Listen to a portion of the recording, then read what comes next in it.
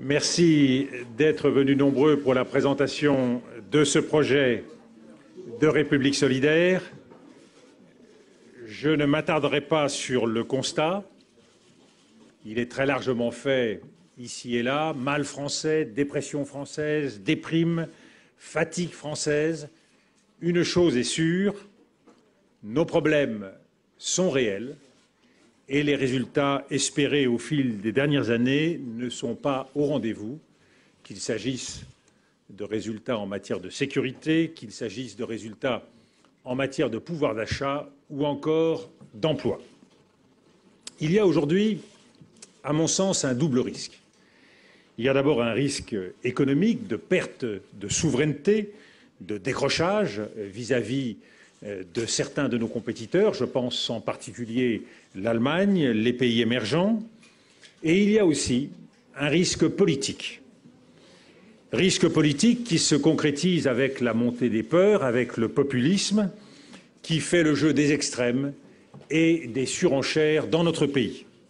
En même temps, on ne peut que constater que les Français sont pleins d'énergie, chacun pris individuellement vit sa vie comme un projet personnel et a conscience des atouts que lui donne la France. Il y a là un paradoxe qu'il faut s'efforcer de surmonter et, à mon sens, la réponse, c'est la définition d'un projet collectif ambitieux. Il faut faire vivre ce projet collectif par des choix politiques forts et c'est bien ce projet que je veux présenter ce matin, projet que j'entends assumer, projet que j'entends incarner.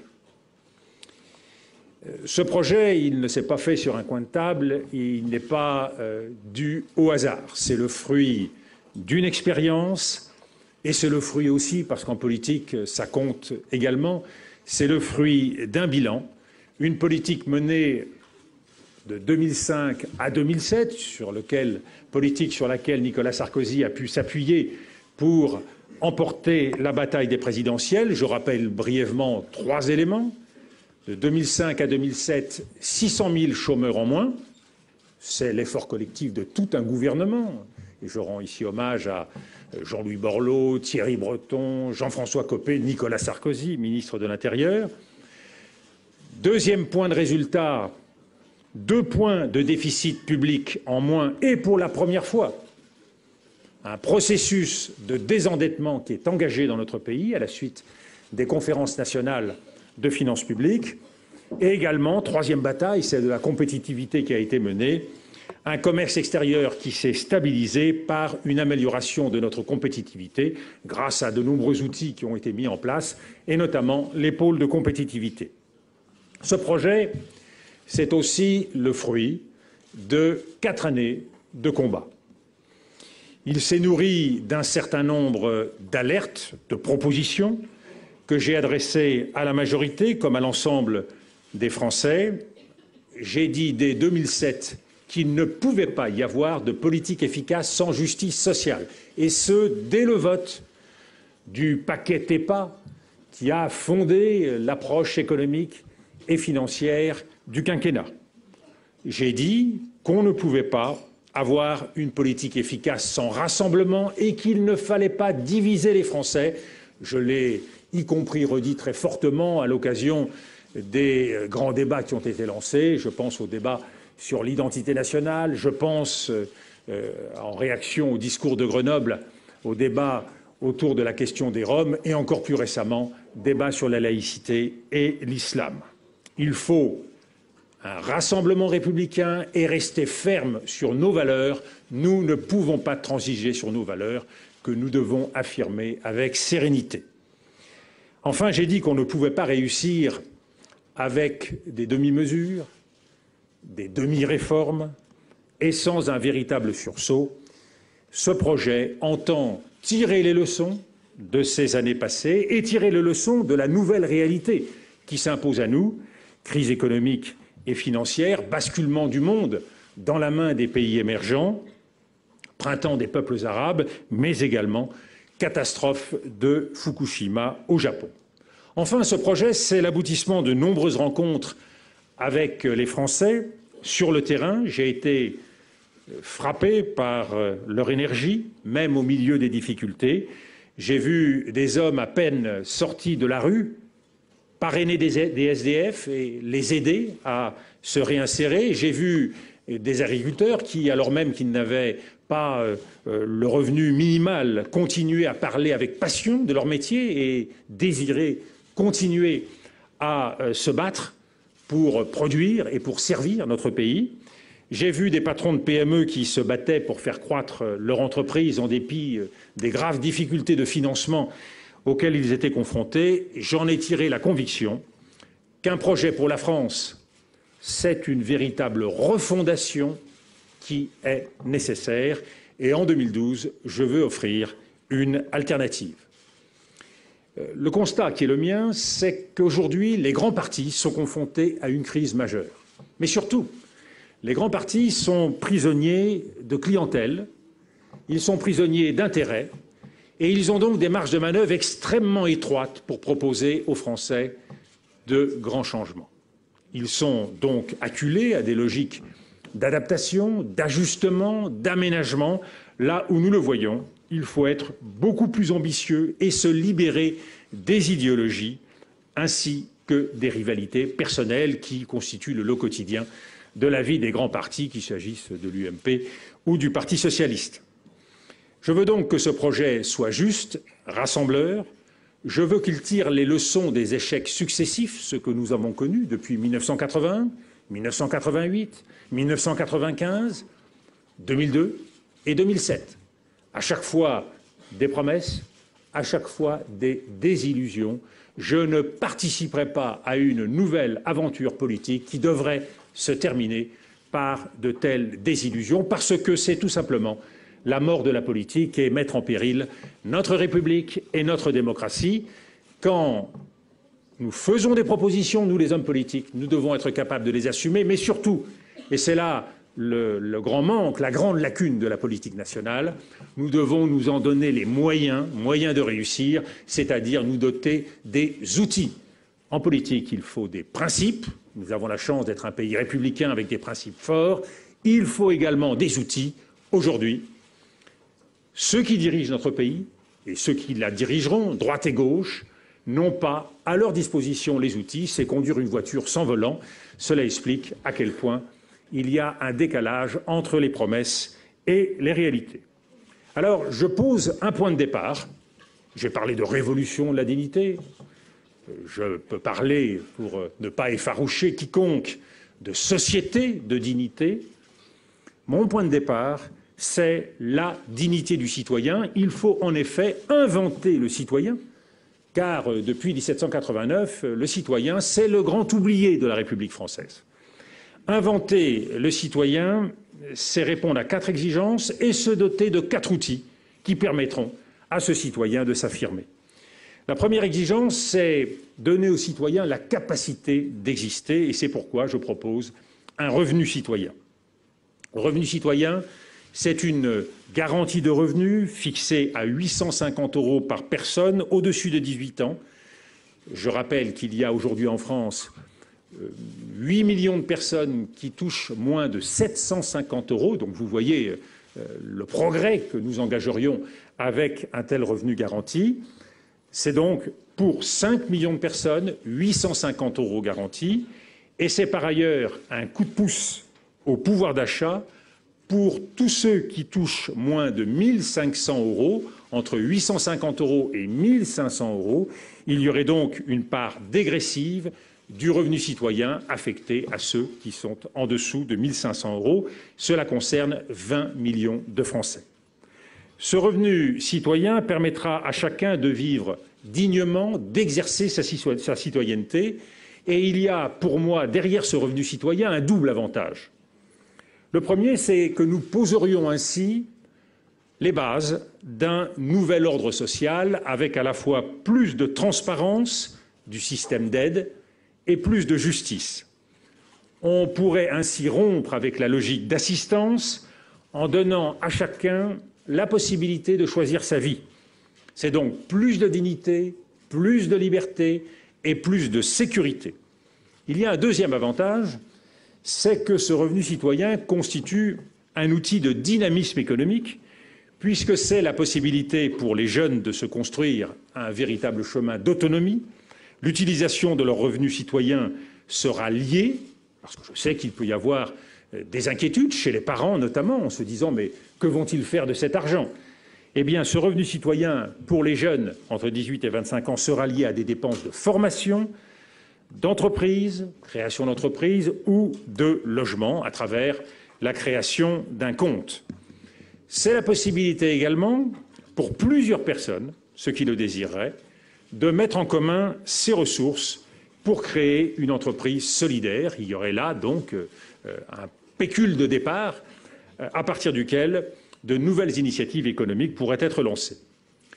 Première exigence donc, le revenu citoyen. Deuxième exigence, exigence de responsabilité, je propose un statut du citoyen. Nous devons poser les droits et les devoirs du citoyen, droit de participer à la décision commune, mais également devoir de s'inscrire sur les listes électorales et de voter.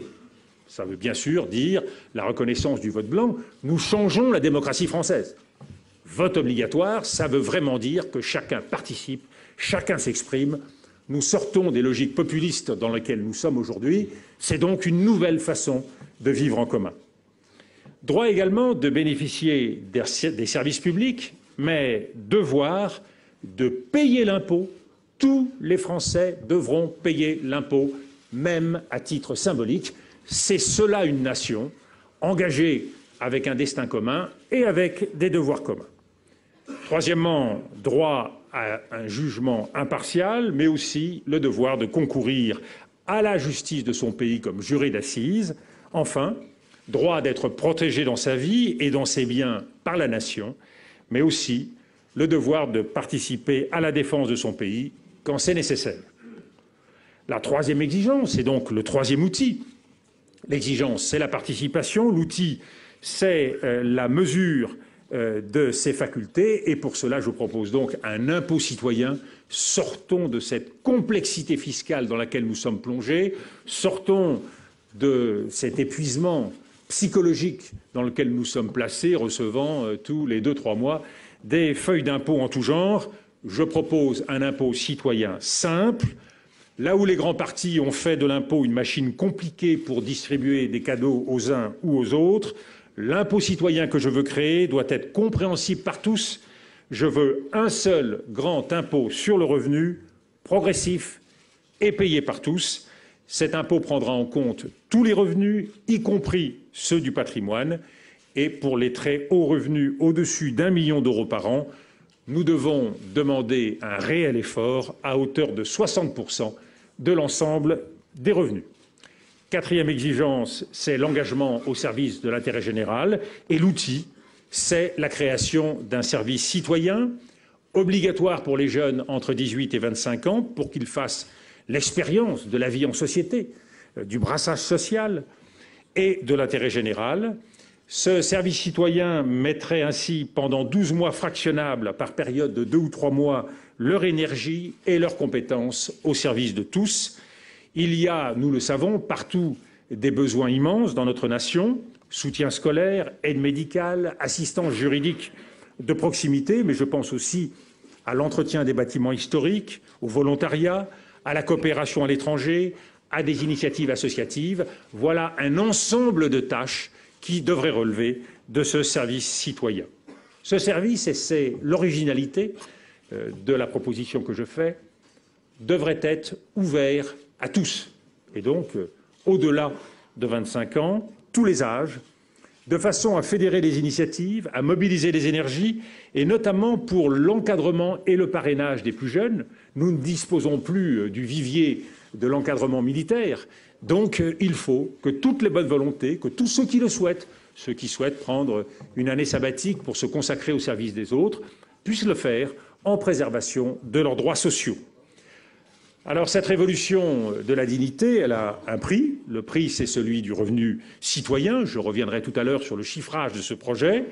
C'est vrai, il faut payer ce prix comme pour toutes les grandes réformes fondatrices de notre histoire, comme pour l'impôt sur le revenu qu'ont créé les Républicains à la veille de la Première Guerre mondiale, comme pour la sécurité sociale que le général de Gaulle a instituée avec un consensus très large de l'ensemble des forces politiques au lendemain de la Seconde Guerre mondiale. Mais ce que nous permettra ce revenu citoyen n'a pas de prix. Nous pourrons ainsi véritablement redevenir un peuple qui compte et un peuple qui agit, un peuple sans citoyens ou uniquement avec des citoyens de papier. Ça ne constitue pas un peuple capable de s'affirmer, pas plus sur la scène nationale que sur la scène mondiale. À partir de cette révolution de la dignité, nous pourrons engager une véritable refondation républicaine. Et vous verrez, à travers les propositions que je vais faire, que nous sommes très loin des propositions d'aménagement, d'ajustement des autres grands partis politiques. Je pars de mon expérience. Je l'ai vécu comme secrétaire général de l'Élysée, je l'ai vécu comme Premier ministre. Nous n'avons pas les leviers, en tant que responsables politiques, pour agir. On peut prétendre agir, on peut faire des images, on peut prendre des décisions, mais au bout du compte, ces décisions ne s'appliquent pas parce que ces leviers ne sont pas suffisamment puissants. Il y a une impuissance qui mine la légitimité démocratique. Nous sommes à un tournant, comme nous avons pu l'être dans le passé, en 1880, grande révolution républicaine engagée à l'époque, comme en 1945 avec la refondation sociale et comme en 1958 avec la création et les institutions lancées de la Ve République. Je veux d'abord une refondation des pouvoirs. Et ça implique de revenir à l'esprit des débuts de la Ve République. Je veux un exécutif qui puisse être tourné vers l'action et c'est pour cela que je propose de ramener l'équation gouvernementale à 8 ou 10 ministères capables d'assumer des décisions fortes et une véritable continuité de l'action. Pour cela, ce partage, ce découpage ministériel sera gravé dans le marbre de la Constitution, de façon à ce que nous ne changions pas tous les 5 ans de périmètre ministériel. Il faut véritablement rebâtir l'État autour de ces grandes fonctions lisibles par tous les Français. Je veux également un nouveau partage des relations entre l'État et les collectivités territoriales, ce qui implique, au-delà de la décentralisation lancée par Gaston Defferre, poursuivie par Jean-Pierre Raffarin, d'aller donc au bout de cette décentralisation. Et je veux faire le choix de 8 grandes régions métropolitaines, avec à leur tête un président de région élu au suffrage universel direct et doté de vraies responsabilités. Je veux faire également le choix d'un bon niveau de décision pour répondre à la souffrance urbaine. Je propose la création pour les plus grandes villes de France d'un nouvel échelon territorial du niveau du département qui s'appellerait la métropole et qui aurait des compétences dans l'ordre de la sécurité, dans l'ordre de la politique de la ville, de l'emploi, des transports, et où les banlieues auront une représentation spécifique par des conseils de quartier élus au suffrage universel et pouvant conclure des projets territoriaux. Aujourd'hui, nous le voyons bien, les banlieues doivent se débrouiller avec de très maigres moyens et la solidarité des métropoles ne joue pas. Le meilleur exemple, c'est l'absence totale de redistribution des moyens entre Paris et la région parisienne, alors même que Paris rassemble l'essentiel de la richesse. Nous devons donc avoir des moyens partagés, ce qui permettra de redistribuer plus largement entre ceux qui n'ont rien et ceux qui, aujourd'hui, ont davantage, voire l'ensemble ou l'essentiel des moyens. En ce qui concerne le Parlement, je veux un Parlement tourné vers la décision avec 1/3 de sièges en moins. Il y a une cure d'amaigrissement à faire, tout simplement parce que nous avons beaucoup de parlementaires, mais ces parlementaires ne sont pas dotés des moyens nécessaires à leur action. Il faut donc 1/3 de sièges en moins et dans les 2 chambres, l'introduction d'une dose de proportionnelle. Cela suppose des députés et des sénateurs plus représentatifs, tout à leur tâche, et donc pas de cumul de fonctions, pas de cumul de mandats. On doit savoir ce que font nos élus. Je veux également un pouvoir judiciaire reconnu, c'est-à-dire réellement indépendant, et nous l'avons vu avec beaucoup d'affaires récentes. Il reste une suspicion, une sorte d'épée de Damoclès qui pèse sur la justice française. Indépendance du parquet qui sera garantie par la nomination d'un procureur général de la Nation, proposé par le CSM et investi par le Congrès par un vote au 3/5. Et ce procureur général de la Nation nommera les procureurs et procureurs généraux. Dernier pouvoir qui est hors du champ constitutionnel, mais qui est un pouvoir réel, le pouvoir médiatique. L'indépendance des médias doit, elle aussi, être garantie par des règles claires dans une nouvelle loi de 1881, avec un accès à l'information plus facile pour les citoyens, des dispositions pour la protection des sources, un soutien volontaire à la restructuration de la presse écrite et une interdiction du contrôle d'un groupe dépendant de la commande publique ou de la régulation publique sur un groupe de médias. Cela vous donnerait donc un paysage médiatique très différent de celui que nous connaissons aujourd'hui. Mais je crois que le citoyen et la collectivité s'en trouveraient grandement bénéficiaires. Au-delà de la refondation des pouvoirs, il est nécessaire d'engager une refondation de l'État, et d'un État bien affirmé, républicain. Aujourd'hui, les réponses à nos problèmes sont des réponses trop souvent discontinues et cloisonnées. Or, la responsabilité et l'efficacité ne se divisent pas. C'est pourquoi je veux créer des chaînes continues de responsabilité et de solidarité, qu'il s'agisse de la sécurité, qu'il s'agisse de la santé ou encore de l'éducation. Alors, faisons en sorte d'abord d'avoir une police qui protège mieux. Car trop souvent, la lutte contre la délinquance ne semble plus avoir de prise avec la réalité, au-delà des nouvelles lois, au-delà des affichages et au-delà des polémiques. Donc un premier principe que je souhaiterais poser, il faut une nouvelle chaîne de réponse policière. Je propose la création d'une nouvelle police municipale et métropolitaine qui assumera les fonctions de patrouille, de surveillance, de tranquillité publique et d'interpellation, avec une présence 7 jours sur 7 dans l'ensemble des quartiers. La police nationale se concentrera sur la répression judiciaire et le maintien de l'ordre, travaillera en partenariat étroit avec cette nouvelle police municipale. Des garanties sont bien sûr nécessaires, notamment un recrutement national pour cette police municipale et une bonne répartition des effectifs entre villes pauvres et villes riches. Il faudra également définir une articulation très soignée entre l'autorité du maire sur ces polices municipales et l'encadrement qui sera préservé de la police nationale sur ces polices municipales. Deuxième principe, il faut une réponse spécifique pour la grande criminalité. On ne peut pas en permanence osciller entre lutte contre la délinquance ordinaire, qui est véritablement un souci pour beaucoup de nos concitoyens, et en même temps ce travail de fond, ce travail dans la durée, ce travail exigeant et difficile qui est celui de la lutte contre la grande criminalité. Et donc je propose une nouvelle articulation. J'avais, dans le programme de Jacques Chirac en 2002, proposé la création des groupes d'intervention régionaux qui ont été mis en place par Nicolas Sarkozy. Là, je propose d'aller plus loin avec des groupes d'intervention régionaux coiffé par un groupe d'intervention national et qui sera lui-même en lien avec des groupements d'intervention européens, parce que la sécurité ne se divise pas sur le territoire européen, nous le savons, et qu'il faut entre l'échelon régional, l'échelon national et l'échelon européen qu'il y ait une même volonté d'agir. Troisième principe, c'est la continuité de la chaîne pénale, qui ne doit pas à aucun moment être interrompue, et je veux donc qu'à toute transgression puisse répondre une sanction dans une logique progressive, en mettant tous les moyens nécessaires sur l'application des peines, notamment par plus de peines alternatives pour les peines courtes.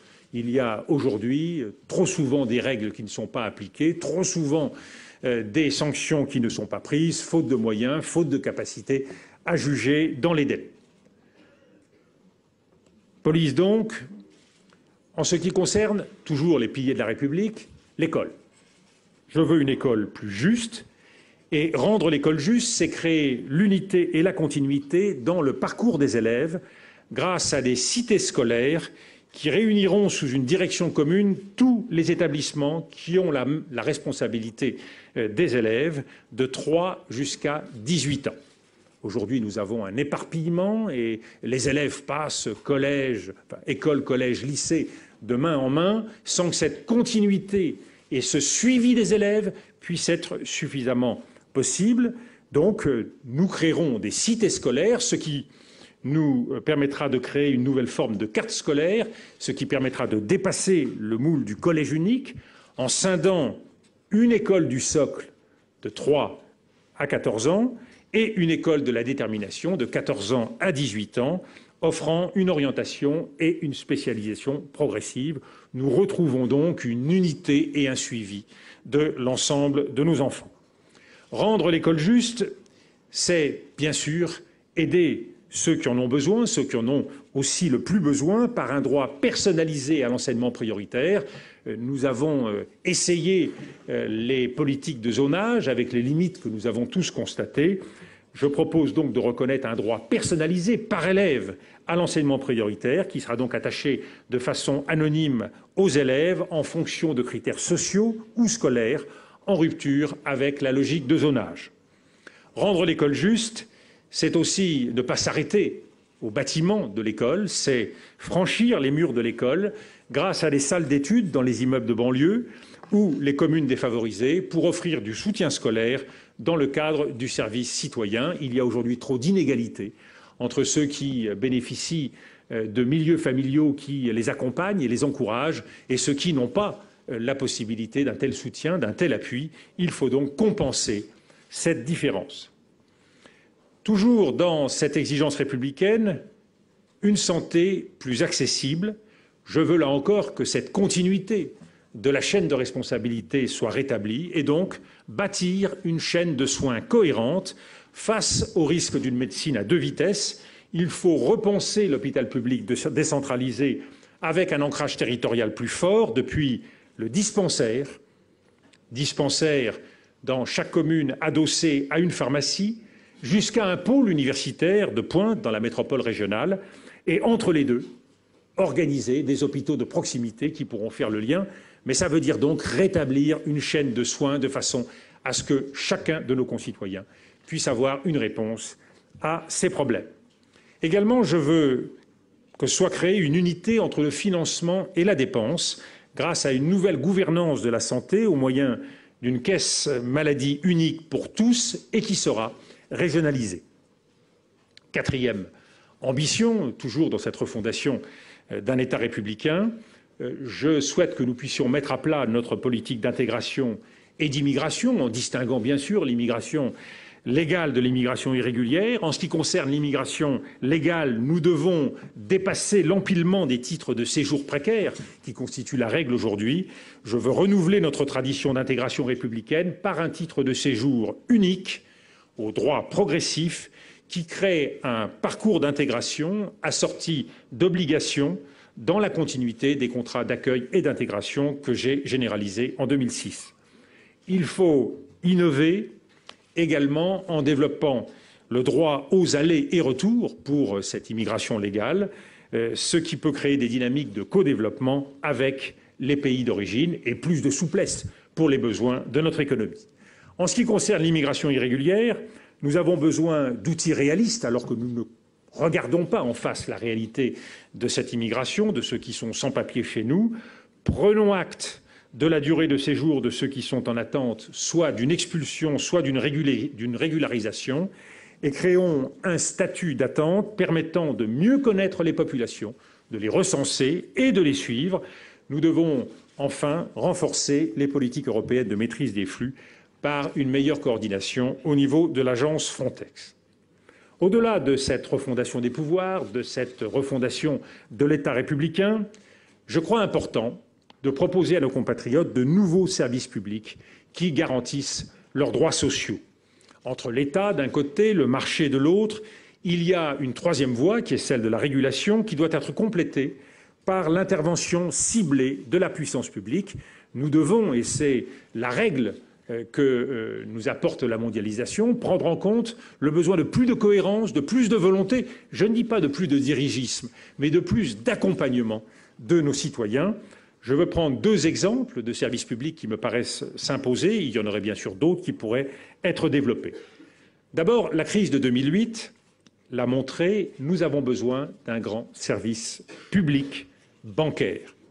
Il ne s'agit pas de mettre en œuvre à nouveau des nationalisations qui ont montré toutes leurs limites, mais il s'agit d'une régulation garantie par une autorité bancaire et qui aurait deux missions essentielles. La première, c'est garantir l'accès aux services bancaires. Tous les citoyens doivent se voir offrir un service bancaire universel. Deuxième objectif, orienter les capitaux des banques vers l'économie réelle en encadrant les taux d'encours d'assurance vie à diriger vers le financement des PME notamment. Nous devons faire en sorte que chaque citoyen puisse ouvrir un compte. Nous devons faire en sorte que les PME puissent être financées dans de bonnes conditions. Ça veut dire prévoir, au regard des avantages importants dont bénéficient les banques et du soutien garanti que nous leur apportons quand il y a crise, nous devons avoir en contrepartie des obligations de service public pour un meilleur service des Français. De la même façon, il me paraît important d'organiser un véritable service public du logement qui aurait trois missions. D'abord, garantir un logement salubre à chacun en réprimant sévèrement les abus criminels. Deuxièmement, ajuster l'offre et la demande en créant un système d'information nationale sur l'occupation des logements et sur la demande de logements sociaux. Troisièmement, proposer une offre adaptée à tous les types de ménages. Pour les plus défavorisés, il faut à la fois un parc social public, mais il faut aussi une offre sociale privée à partir d'un cahier des charges clair. Il faut donc encourager cette offre privée. Je ne suis pas favorable, comme le proposent les socialistes, à un encadrement, mais au contraire à un jeu d'obligations réciproques avec des contreparties fortes données aux propriétaires de logements privés qui pourraient l'affecter au logement social. En ce qui concerne les classes moyennes, pour qui le logement est une inquiétude majeure, il faut un encadrement contractuel des loyers dans les zones tendues en fonction des revenus des ménages. Dans le même esprit de ces nouveaux services publics, je souhaiterais que le service citoyen puisse constituer un véritable service public, un grand service solidaire de proximité. Ce service citoyen, c'est une solidarité concrète qui a un visage, qui a un nom. Je veux que ce soit un cadre juridique favorable pour unifier les activités de l'économie sociale et solidaire, qui aujourd'hui se développe beaucoup dans notre pays et dans beaucoup d'autres pays européens, mais qui a besoin d'un cadre structuré pour trouver un véritable développement. Ce service citoyen, c'est un gage de proximité. Je veux que dans chaque commune, par exemple, il y ait un local mis à la disposition où se retrouveraient des jeunes ou moins jeunes pour des activités d'intérêt général.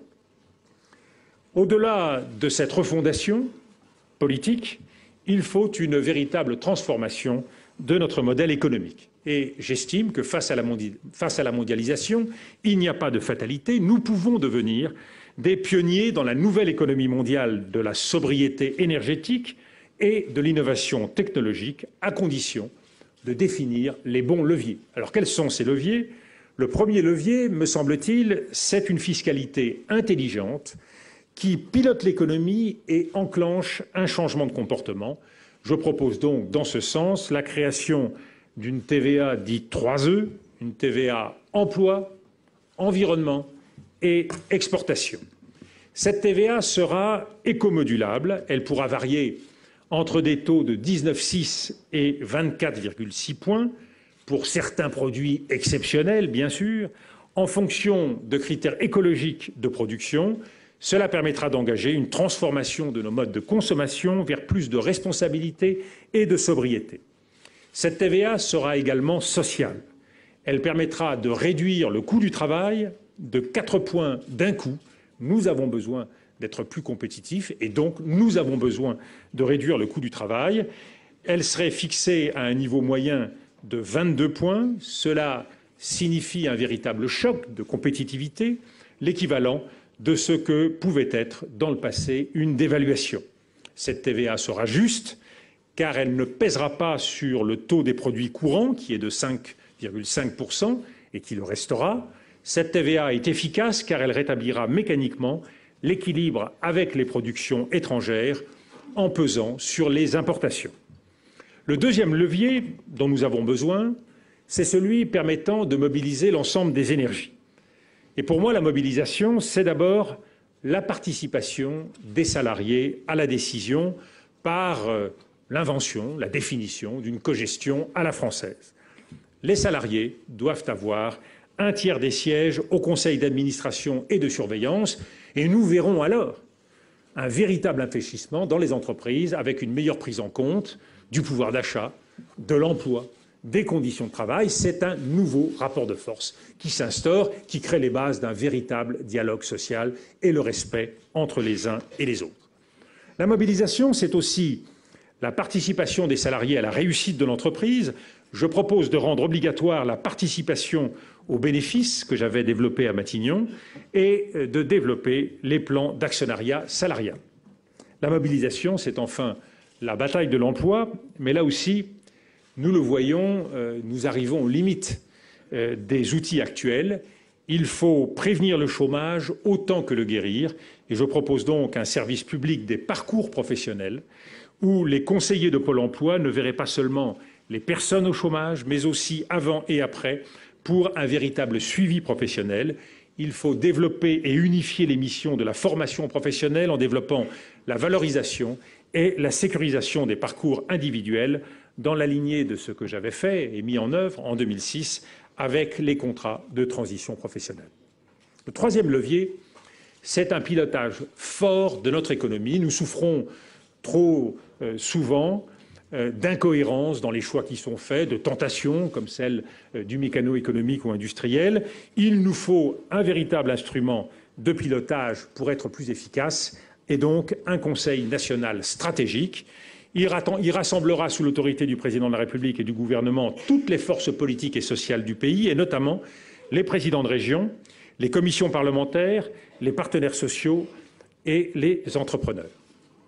Il mettra en commun l'expertise statistique et académique. Il constituera un fonds d'investissement national réunissant toutes les initiatives actuelles, comme le fonds d'investissement stratégique, OSEO, la Caisse des dépôts, et il sera tourné vers l'investissement de long terme. Il fédérera l'ensemble des initiatives en matière de financement, en matière d'innovation industrielle et de compétitivité, et notamment les pôles de compétitivité. Vous voyez bien que ces outils rassemblés, outils politiques, le Conseil des ministres rénové avec 10 grands ministres, un conseil territorial qui rassemblera le président de la République, le chef du gouvernement et les 10 présidents de région, cet outil de pilotage stratégique, un conseil national stratégique, sont autant d'éléments qui redonneront de la cohérence, de la visibilité, de la vision à notre action. À l'appui de ce Conseil national stratégique, il y aura un organisme de planification qui permettra d'inscrire dans la durée notre action. Pour être plus efficace, nous devons également nous doter des instruments de l'excellence universitaire, de la recherche et de l'innovation. Pour peser dans la recherche mondiale, il faut fonder une vingtaine de grandes universités et donc rassembler les énergies, rassembler les forces, en lieu et place des 80 aujourd'hui, qui disposeront ainsi d'une offre complète et diversifiée, à la fois d'enseignement, de proximité et de recherche de pointe, et qui auront vocation à rassembler les grandes écoles et les classes préparatoires d'un même territoire. Nous avons aujourd'hui un système divisé, un système en concurrence qui, malheureusement, ne crée pas les synergies indispensables. Donc rassemblons autour d'une vingtaine de grands pôles universitaires l'ensemble des moyens, y compris les grandes écoles et les classes préparatoires, de façon à créer de véritables filières d'excellence. Pour compter dans l'économie de la connaissance, il nous faut également nous fixer l'objectif ambitieux d'un doublement des dépenses de recherche et développement à l'horizon du quinquennat pour atteindre l'objectif des 3% du PNB. Enfin, pour être efficace, nous devons miser sur l'économie verte, qui ne doit pas être une simple contrainte, mais bien au contraire, un atout, par des investissements massifs grâce à une banque verte abondée par les recettes d'une contribution énergie-carbone qui financera des programmes d'efficience énergétique de l'habitat ainsi que des investissements dans les technologies vertes. Je veux enfin que soit organisé un Grenelle de l'énergie qui débouchera sur un référendum sur la politique énergétique française à l'horizon 2030, fixant la place du nucléaire dans notre pays et la place des énergies renouvelables avec un rééquilibrage de ces données énergétiques. Enfin, quatrième levier, c'est un effort juste et partagé face aux défis de nos finances publiques. L'assainissement de nos finances publiques doit rester une priorité. Le premier effort, c'est la réduction des dépenses, qui passe pour moi par une programmation pluriannuelle des effectifs de la fonction publique. Le deuxième effort, c'est le désendettement par une mobilisation de l'épargne nationale. C'est pourquoi je propose un emprunt citoyen qui financera une caisse d'amortissement de la dette avec des bons au taux du livret A fortement sécurisés. Caisse donc d'amortissement de la dette dans l'esprit de ce qu'a proposé encore récemment Édouard Balladur. Le troisième effort, c'est un financement réaliste pour réaliser ce projet. Et là, nous avons deux défis d'une égale ampleur. Premier défi, c'est financer le revenu citoyen à hauteur de 30 milliards par an. Deuxième défi, c'est combler le déficit pour revenir en 2017 à moins de 3%. Je ne crois pas l'objectif d'un retour à 3% en 2013 réaliste, pas plus que je ne pense que les objectifs assignés à des pays comme la Grèce, l'Espagne, le Portugal ou l'Irlande ne sont réalistes. Et je crois qu'il faut donc, dans la durée, inscrire un double effort de rigueur et de croissance, et donc se donner quelques années de plus pour ce retour à 3%. Cette dépense, nous la financerons par deux moyens. La première source, c'est la croissance, avec une hypothèse de 2,5% sur le quinquennat, comme le font les grands partis, c'est-à-dire la possibilité de dégager 30 milliards supplémentaires. Deuxième source, c'est la justice fiscale par un relèvement de l'impôt sur le revenu et le revenu du patrimoine de 19 milliards d'euros, pesant sur les 3% les plus riches des Français, également par une surcote de l'impôt sur les sociétés des grandes entreprises qui sont moins taxées que les PME, et cela permettra d'abonder les caisses de l'État pour 9 milliards d'euros. Il faut y ajouter 2 milliards de réduction sur les dépenses, c'est-à-dire là encore un total de 30 milliards d'euros. Alors c'est vrai, et je l'assume, c'est un alourdissement prévisionnel du taux des prélèvements obligatoires de l'ordre d'1,5 point de PIB à la fin du quinquennat, mais ce sera moins que le maximum qui a été atteint en 1999. Ce sera une dépense publique inférieure à celle d'aujourd'hui. Donc c'est un chemin volontaire et réaliste. Grâce à ces outils, nous serons en mesure de donner à notre pays une véritable ambition mondiale. Nous avons, à mon sens, 4 grands choix à faire pour cela. Le premier choix, et qui est souvent le parent pauvre, oublié, là encore, par les grands partis, on l'a vu récemment avec le Parti socialiste, c'est le choix de la culture. Pour redonner à la France sa vocation de terre d'accueil, de la création culturelle, je propose que nous assumions collectivement une exception culturelle française qui exempterait d'impôt sur les revenus personnels, qui exempterait d'impôt les revenus personnels de la création sous un certain plafond. De la même façon, les grands créateurs qui s'installeraient en France, et je pense que notre intérêt, c'est de les attirer le plus possible, recevraient la possibilité de payer leur impôt par dation d'œuvre. Je veux également que nous puissions réaliser l'ambition d'une grande agence, Culture France. Malheureusement, l'agence actuelle a vu ses pouvoirs reniés.